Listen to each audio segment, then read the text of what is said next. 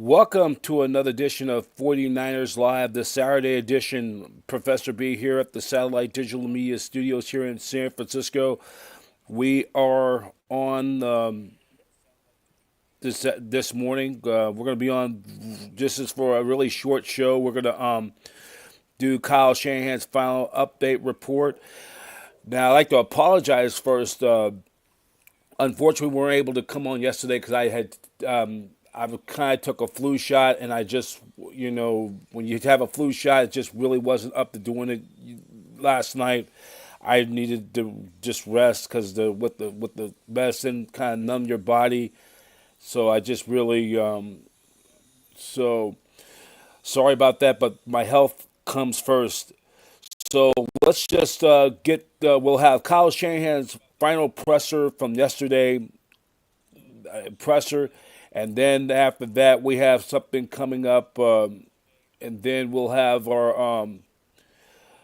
Then after that, we will have Saturday's edition of 49ers Tailgate, which was aired, which was I put up last night. We'll share a show of that on Niners Radio 49, and then we'll have our segment Niners Radio 49 on the segment Word on the Street with my man Olajuwon, aka the Shoe Man. Congratulations by him. He got the great story, great piece by the San Francisco Chronicle last Sunday's Sunday edition, and great guy. Love to have him on our podcast during the week. But right now, we're going to send it to Kyle Shanahan's press conference. This was from yesterday, the final injury report. Niners taking on the Cardinals. Brock Purdy and Ricky Pearsall should be ready to go for Sunday. And it's good news. Niners coming in at 6-4, facing a must-win game against a very injured Cardinal team. And then after that, we'll get back to you right after the segment. But right now, here is Kyle Shanahan's from yesterday in Santa Clara, which begins right now. All right, guys. Injury for the game. We just got Demo with a calf. He'll be questionable. That's it. How did it happen in practice yesterday? Yes.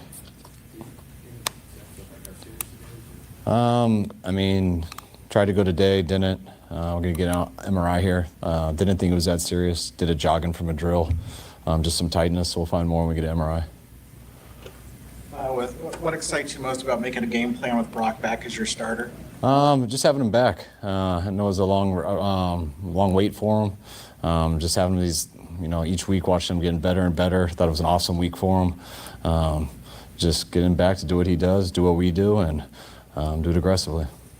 Matt had made it clear to us on several occasions that he knew his role and everything, and you got the reaction you expected when you told him?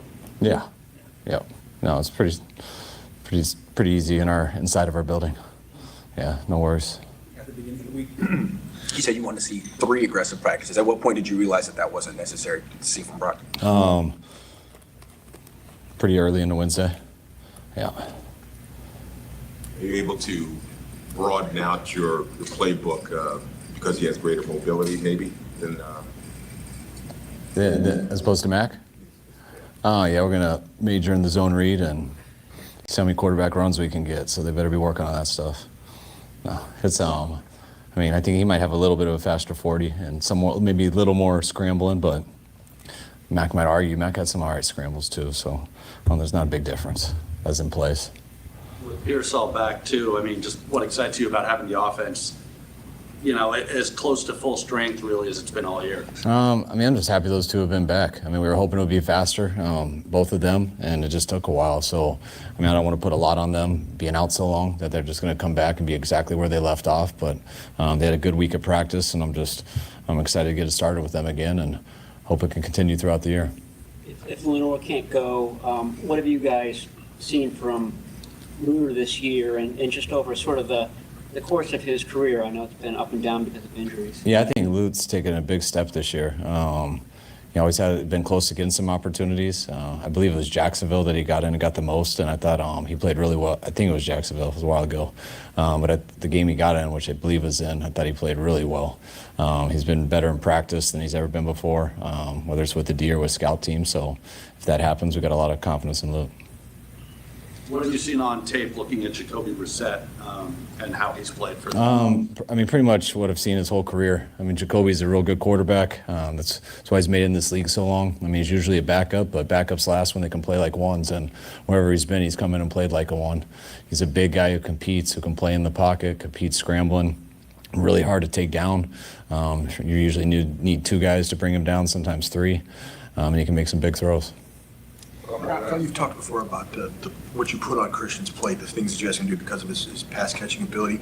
How do you know, like, kind of where to draw the line on, like, is this too much, or, you know, in terms of what you ask him to do on a weekly basis? I mean, he's capable of doing everything. It's more about where's his body at and things like that. You know, just watching how he practices, talking to him on a daily basis, how he feels, seeing him throughout the game. But what you can put on his plate from a talent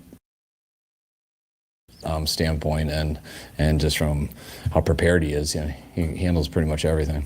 Has he in some ways kind of challenged you to, you know, just stretch your imagination in ways because there are not many players like him? Yes, but I mean, that started back in 22, the first day we got him. We knew it would be exciting to get a player like him, and since we got him, I think I think players evolve offenses. I mean, always when you get certain types of players, that's when offenses change. I mean, you always want to attack defenses and stuff, and there's only so many ways to do it. But when you get different types of players, offenses expand, and I think he's changed our offense since he's gotten here. How much did you look at Walter Nolan before the draft? Did you consider taking him? Did you like him? And what are you seeing from him now? Yeah, we looked at him a lot. He was a real good player. One of the better inside D linemen in the draft. Extremely talented. Knew a lot of his coaches from Ole Miss, who spoke real highly of him, and we were fortunate that he didn't go against us in the first game, and just seeing him on tape these last few weeks or whatever it's been, yeah, he looks like he did in college, a first-round pick who should have a real good career. I've been told that the culture in a quarterback room is important. Do you agree with that? And how has that impacted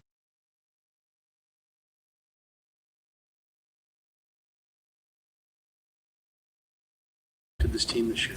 Yeah, I think it's important. Just culture everywhere is important, but even in the smaller groups, you're just with each other so much.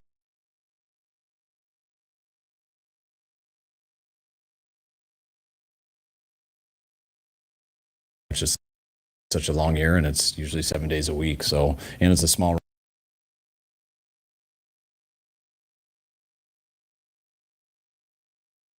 room. So when it's not good in there, it's just it can wear on people. The culture's been great in there this year. It was great last year. It was awesome when Sam was here. So we've had a good group of guys in there. How much can you take out of that first game against Arizona, just because they've obviously got some different pieces in this one, but can you take something out of that game? Yeah, I think it'll be very similar. I mean, there's some guys, some different players for us, some different players for them, but you watch that game, you watch the 2 years prior to that game, and you watch the 5 games after, whatever it's been, and they're all very similar. I mean, everyone makes some adjustments and stuff, and you find those out on Sunday. But it's like all of our division opponents, not a ton changes. All right, last one. I heard what you said about your wife counseling you to give more compliments. How was that going? I mean, you gave her one to Mac. It was nice. But I mean, is that something you incorporated in kind of your daily routine now, or is that still? I think it's awkward when I do it. I think I make other people feel awkward too. So but I'm still trying to do it. What's that? Well, you got to earn one, though. I'm just joking. I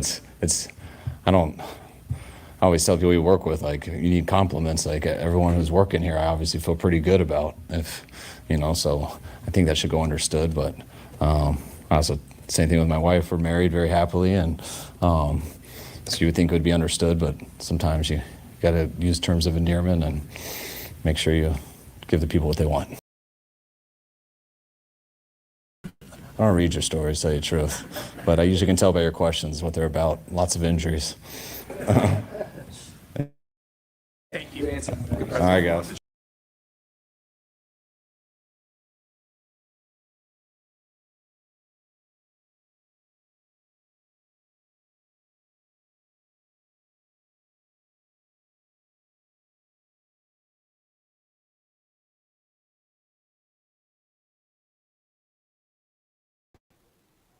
All right, that was Kyle Shanahan. His pressure from yesterday, from Friday. 49ers getting ready to take on the Cardinals. The kickoff time again will be at 1:05 is the kickoff. Let's give you the injury report for both teams. So Mac Jones' knee, he's full practice. McCaffrey got his rest day yesterday. Ricky Pearsall, limited practice. Brock Purdy, both of those two should be ready to go. Trent Williams, rest day. D. Winters' knee, limited. Denominator Lenore is calf, limited practice. I think D. Winters has been listed as questionable, but the Cardinals been banged up with injuries, and some of these guys are not going to practice or will not play at all, including Marvin Harrison III, the son of Hall of Fame great for the Colts, Marvin Harrison. He had his appendix taken out. He's going to miss this Sunday's game and could miss more games. So right now we're going to take this time out. We continue on 49ers. We'll take this quick time out and be right back right after this. We are going to now bring you 49ers Tailgate on Niners Radio 49. We do this every home game. And the Niners, this was from last Sunday, the Niners taking on the LA Rams. And you're going to like this. This is a weekly, we do it every home game. So we are going to... So hope you enjoy this next segment on Niners Radio 49. We're getting it queued up. And hope you enjoy this segment. Niners Tailgate Show on Niners Radio 49 begins right now.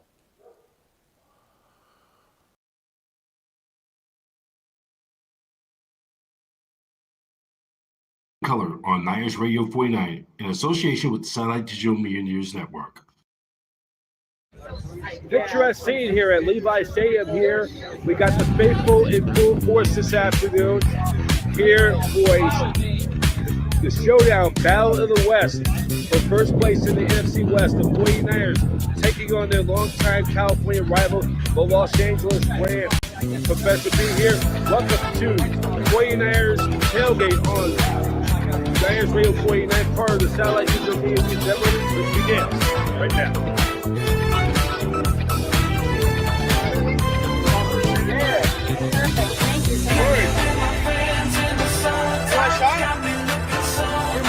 Professor B here, welcome to the 49ers Tailgate. We're got the Sky Hits here for the tacos. Got the green, got the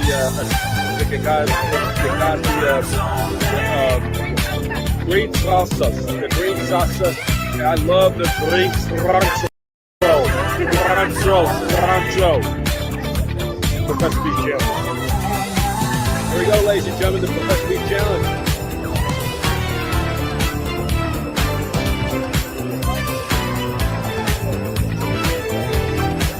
Awesome, thank you.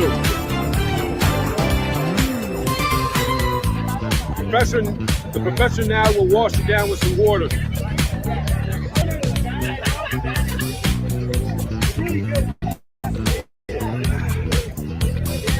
Back to work.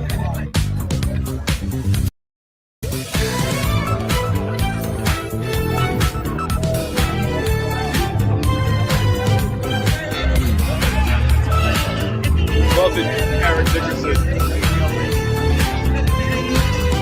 Yes, sir.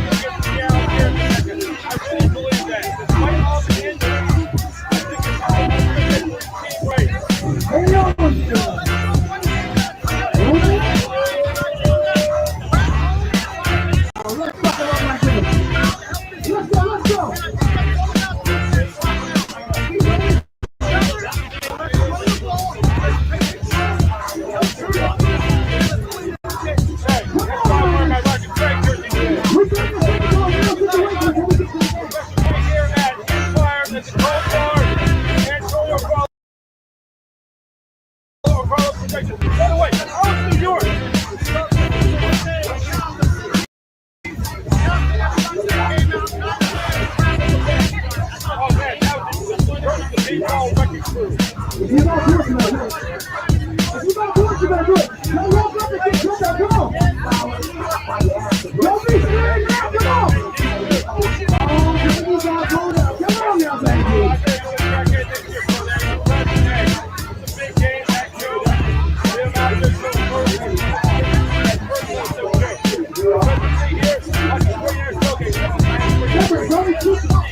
Only two points. Hey, what's up, Ryan? It's been a while. Quite some time. We reunite here during the big rivalry game against the Rams. Yeah, that's right. That's right. Come on. Come on. Come on. Let's go, man. Let's go. We're here for it.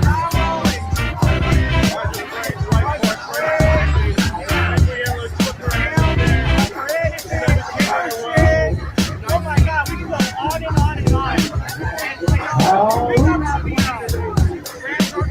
We hunt the lamb, man. We hunt the lamb, hunt the baseball.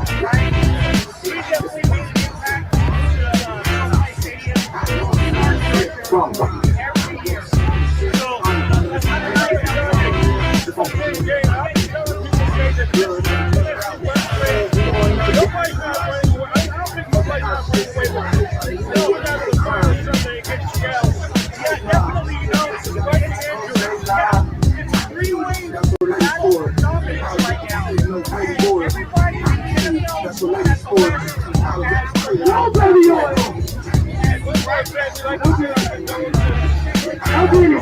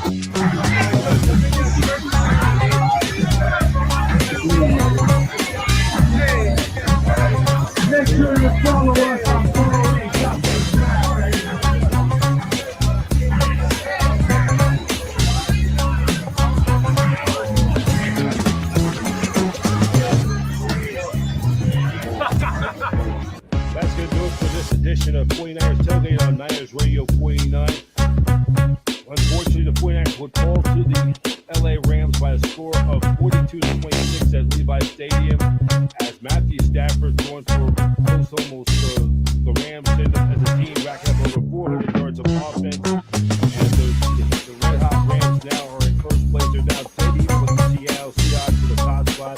49ers dropped the third place. They will now take on the Arizona Cardinals this Sunday at Levi Stadium, or as I say, over at State Farm Stadium in Glendale, Arizona. The kickoff time will be at 1 o'clock p.m. They will keep track of the scoreboard while the Seahawks will battle the Rams in the first place down at SoFi Stadium in Inglewood. So we'd like to thank all of you for watching on this edition of the 49ers Tailgate. And the next home game for the 49ers will be coming up on Monday, November 24th, when they take on the Carolina Panthers. Kickoff time 5:15. Catch that game on ESPN and ABC. Get your tickets at Ticketmaster.com. That's Ticketmaster.com. Ticketmaster.com. Exclusive ticket provider for your San Francisco 49ers. That's it for now. The best of me signing off, and so long. Thank you for watching 49ers Tailgate on Niners Radio 49.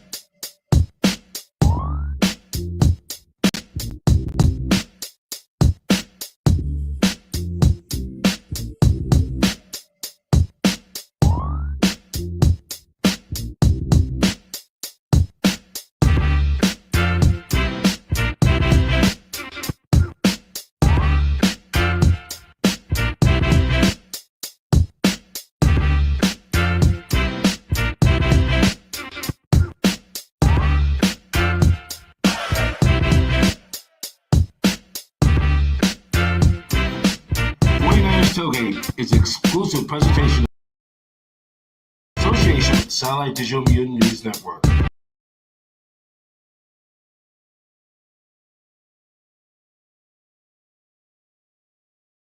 All right, that was some of the scenes from 49ers Tailgate. That was from last Sunday. The Niners end up falling to the Rams 42-26. The Niners right now sit a game and a half out of first place, and this is an important game for the 49ers this Sunday as they'll take on the Arizona Cardinals. The Cardinals are 3-6, but it's not as bad. The record, don't be less deceiving. In their all 9 of their games decided by at least 4 points or 5 or 6 points, at least 5 points or less. And even though they've lost 6 of their last 7 games, but they've been hit by a lot of injuries on offense, but their defense got a pretty good defense, though, as well. So let's go to our next segment. We'll take this quick break, then we'll wrap it up. This is an upcoming moment coming up. This is an upcoming event the 49ers are going to be doing with Pepsi. We were there recently over at the Delancey Street right by Oracle Park where the Giants play. This is an upcoming promotion they're doing in the community, bringing back a community along with Hall of Famer, great Patrick Willis. Professor B, you're watching 49ers Live on Niners Radio 49.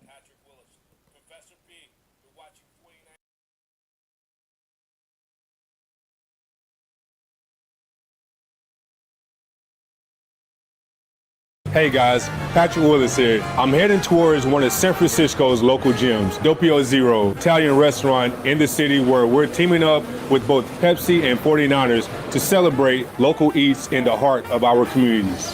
Angelo Sanino, nice to meet you. What are you all known for? The Napolitan style pizza because it's the most famous pizza in the world. I always wanted to do this since I was a kid. That was nice. Yeah. Okay, I'm getting the hang of this. Okay? Parmesan cheese. Now mozzarella, fresh Ooh, mozzarella. Get in. You got it. Yeah. Welcome to Ever. I shall be back. A big thank you to Pepsi for shining the light on local restaurants that make our communities so special. Let's go. Come down to Doppio Zero, Wednesday, November 19th, to try some of this incredible food for free on Pepsi and the 49ers.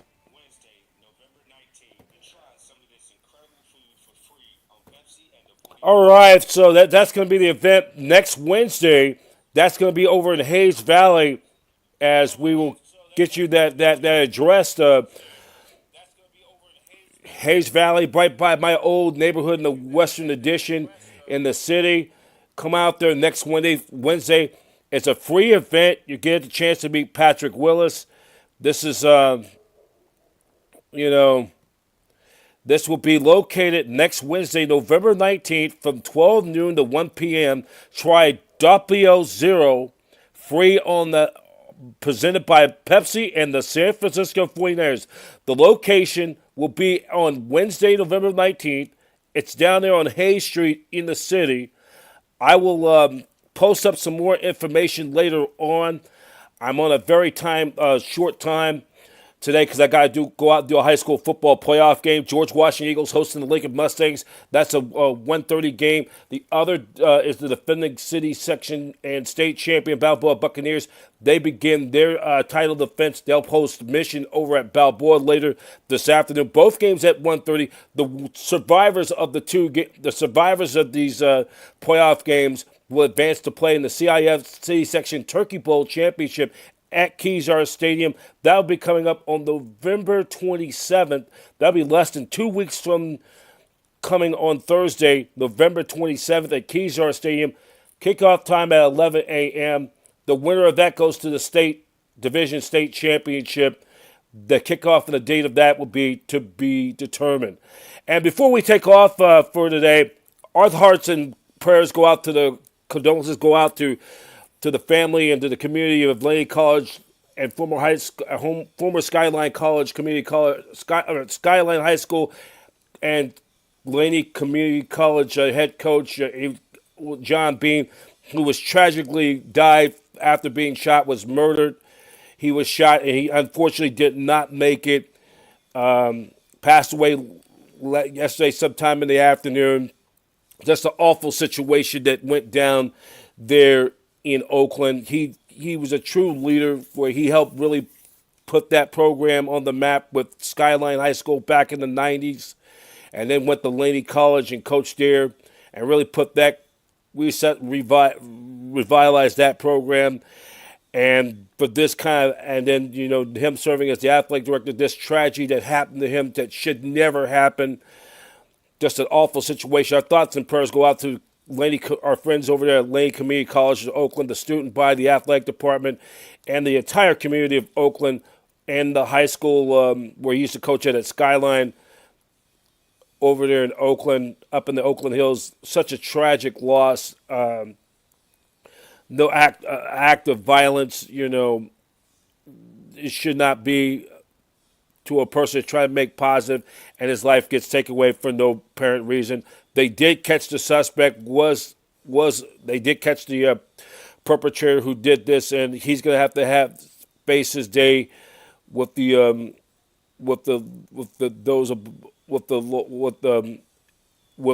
attorneys who are presiding this case. John Bean passed away dead. He was 66 years old. Well, that's going to do it for this Saturday edition of 49ers Live. Professor B here. I'd like to thank you for watching this show today. We'll be on tomorrow right after 49ers and Cardinals for 49ers Live postgame show. We'll be on location. I believe we'll be at the bus stop. That's going to be right after 49ers and Cardinals. We'll have a post-game with Kyle Shanahan, John Lynch, or Kyle Shanahan, the 49ers players, and then we'll have our post-game show at the bus stop after tomorrow's game, and then we will have 49ers Live Monday night edition. Hopefully be Victory Monday, be the aftermath on Monday. Then, we'll get you. And then the Niners' next home game will be coming up 1 week from this Monday night when they take on the Carolina Panthers on Monday Night Football on the 24th. Kickoff time 5:15. Catch it on ABC. Get your tickets at Ticketmaster.com. Ticketmaster.com is the official ticket provider for your San Francisco 49ers. Well, that's going to do it for now. And one more thing after that. 2 weeks from tomorrow, the Niners will travel to Cleveland to take on the Cleveland Browns for an interconference matchup.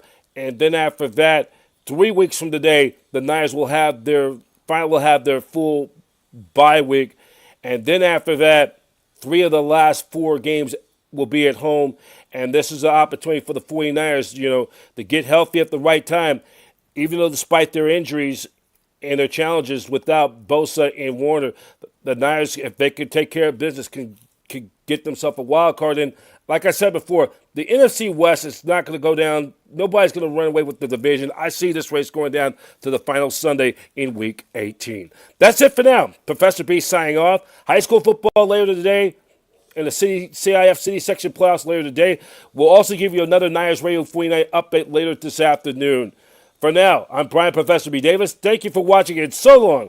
Thank you for watching 49ers Live, a presentation of Niners Radio 49 in association with the Satellite Digital Media News Network, where every team is a fan and every fan is a voice to Network Home of Champions. Wish all of you a very pleasant, enjoy your rest of your day. Take care. Talk to you later.